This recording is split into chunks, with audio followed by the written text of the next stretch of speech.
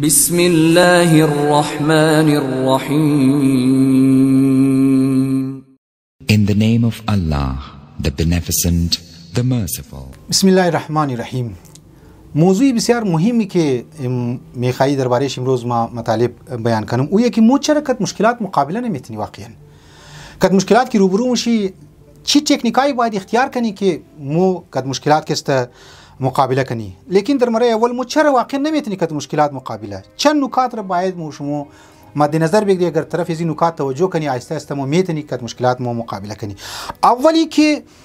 مشکلات در تمام جوانب شی مو توغ نمونی در تمام جوانب شی مو دربارهش فکر کسته نمونی. یک دومی که مشکلات را شناسایی نمونی که واقعا ما دا گو مشکل گرفتار شدم یا نشدم امیتر واقعا یک مسئله فردی را اگر توغ کنی مسئله اجتماعی اگر توغ کنی مسئله سوسایتی را اگر توغ کنی اولین چیزی که انسان میتونه کامیاب شنه که مشکل را آدم شناسایی کنه که واقعا مشکل معاشی از ما چیه مشکلی شخصی یا فردی یا خانگی از ما کسته چیه همزو خاطر مو کد مشکلات که است مقابله نمیتونیم و سام کد زیاد مو به خداوند متعال باور و توکل نداریم از او خاطر مو کد مشکلات که است مقابله نمیتونیم میخوای اگر مشکلات شکست بدیم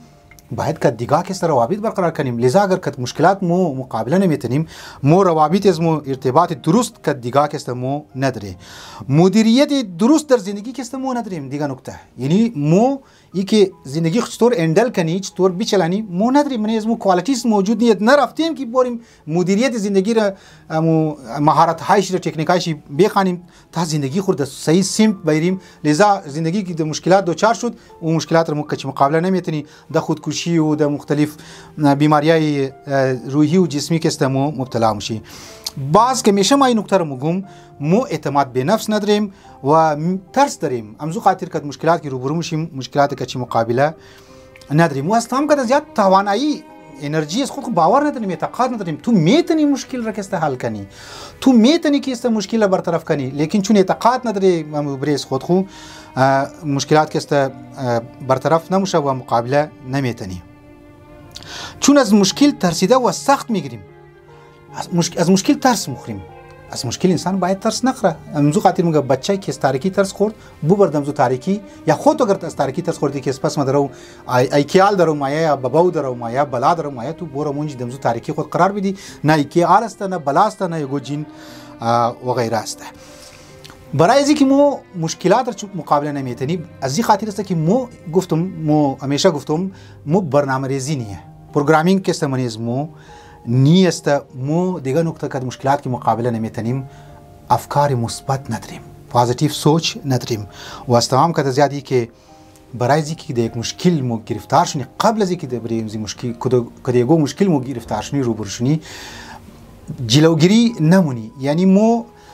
مقدماتی کارها را انجام نمیدی که ما در این مشکل گرفتار است نشنم در مشکل اقتصادی گرفتار نشنم در مشکل خانوادگی گرفتار نشنم مثلا زوریا در مشکل خانوادگی گرفتار است قبل از اینکه در مشکل خانوادگی گرفتار شنه قبل از اینکه دیگو بچه یا شوی بد کس گرفتار شنه خب قبل از این باید ما سوچ کنیم که ما کسکی ارسی کنه هم دختر سوچ کنه کسکی ارسی کنه بچه سوچ کنه کدام دختر ارسی کنه تب جا که میتونه که ام مشکل را کسته اصلا نیله که در گرفتار شنه روبروش نکچی لذا این نکات را زانی من روانشناسا هم مگر روایات هم مگر ماز نرم و خلاصه شده خدمت شما بیان منم امیدوارم که شما عزیزان و سروران عزیز این نکات را توجه میدین و طرف مشکلات خو کسته که ورین رایش را حل شي که خود خوب ببینم زندگی خو که در مشکل گرفتار هستین اقدامات کسته انجام میدین و السلام علیکم و رحمت الله و برکاته.